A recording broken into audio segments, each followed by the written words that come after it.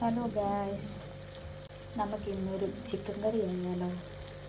അപ്പം ഞാൻ കുറച്ചൊന്ന് വഴറ്റി കഴിഞ്ഞപ്പോഴാണ് ഓർത്തത് ഈ വീഡിയോ എടുത്തില്ലല്ലോ എന്ന്. എടുക്കണമെന്ന് വിചാരിച്ചിരുന്നതായിരുന്നേ.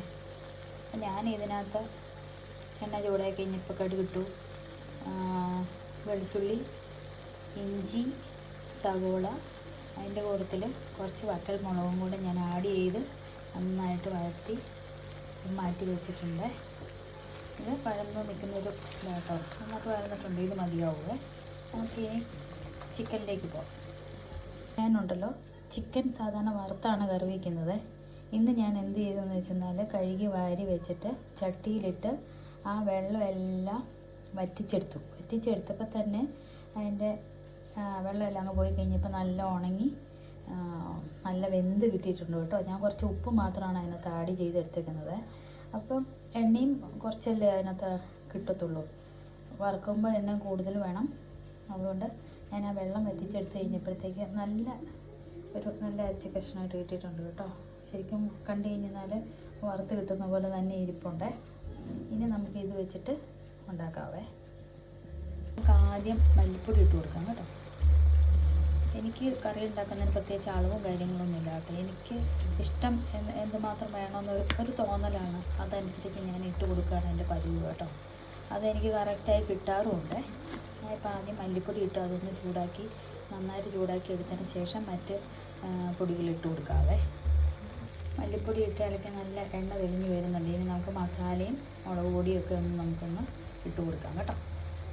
ഞാൻ കുറച്ച് മസാല ഇട്ട് കൊടുക്കുന്നുണ്ട്. ചിക്കൻ മസാലയാണേ.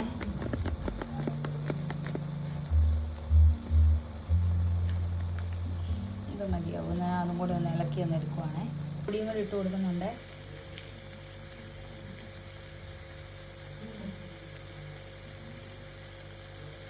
മുളക് പൊടി ഇട്ട് ഇളക്കി നല്ല ഗോൾഡൻ കളറായില്ലേ, ബ്രൗൺ കളറായല്ലേ.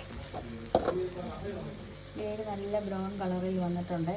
എനിക്ക് എപ്പോഴും നല്ല കളർഫുള്ളായിട്ട് ഇരിക്കുന്നതാണ് ഇഷ്ടം. വെള്ള കളറിൽ ഇരിക്കുമ്പോഴത്തേക്ക് എന്തോ ഒരു തൃപ്തിക്കുറവ് പോലെയാണ്. നിനക്കങ്ങനെയാണോ ഓടി? നീയാ ഇവിടെ എന്നെ സഹായിക്കാൻ നിൽപ്പുണ്ടേ. അവളാണ് പകുതി ഇളക്കിക്കൊണ്ടിരുന്നത് കേട്ടോ. നമുക്ക് ഇനിയിപ്പം ചിക്കൻ ഇട്ട് കൊടുക്കാം. നന്നായിട്ടൊന്ന് മിക്സ് ചെയ്ത് കൊടുക്കാൻ പോകണം. ചിക്കൻ ഇളക്കി എടുത്തപ്പോഴത്തേക്ക് നല്ല ബ്രൗണിഷ് കളറായിട്ടാണ് ഒഴിക്കുന്നത്. ഞാൻ ആ ചിക്കൻ വേവിച്ചിട്ട് കുറച്ച് ഉപ്പ് ആഡ് ചെയ്തിട്ടുണ്ടായിരുന്നു. അതുകൊണ്ട് ഇനി നോക്കിയിട്ട് കുറച്ചും കൂടി ഉപ്പ് ആഡ് ചെയ്തെടുക്കാം. കുറച്ച് വെള്ളം കൂടി ചേർക്കുകയാണ്. ഞാൻ ഇതിൻ്റെ കൂടത്തെ ഒരു 2 പൊട്ടറ്റയും കൂടെ മുറിച്ചിടുന്നുണ്ടേ. കുറച്ച് കറിവേപ്പിലയും കൂടെ ആഡ് ചെയ്തിട്ടുണ്ട് കേട്ടോ. നല്ലതായിട്ട് തിളച്ച് വരുന്നുണ്ട്. ഒന്ന് മൂടി വെച്ച് വേവിച്ചെടുക്കാം നമുക്ക്.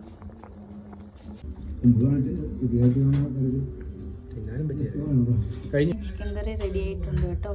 ഞങ്ങൾ കുറച്ച് കപ്പയും ചിക്കനും കൂടെ കഴിക്കാൻ പോവുകയാണേ. എല്ലാവരും ഒന്ന് ട്രൈ ചെയ്ത് നോക്കണം. എന്നിട്ട് കമൻറ്റ് ചെയ്യണം, ഷെയർ ചെയ്യണം, ലൈക്ക് ചെയ്യണം, സബ്സ്ക്രൈബ് ചെയ്യണം കേട്ടോ.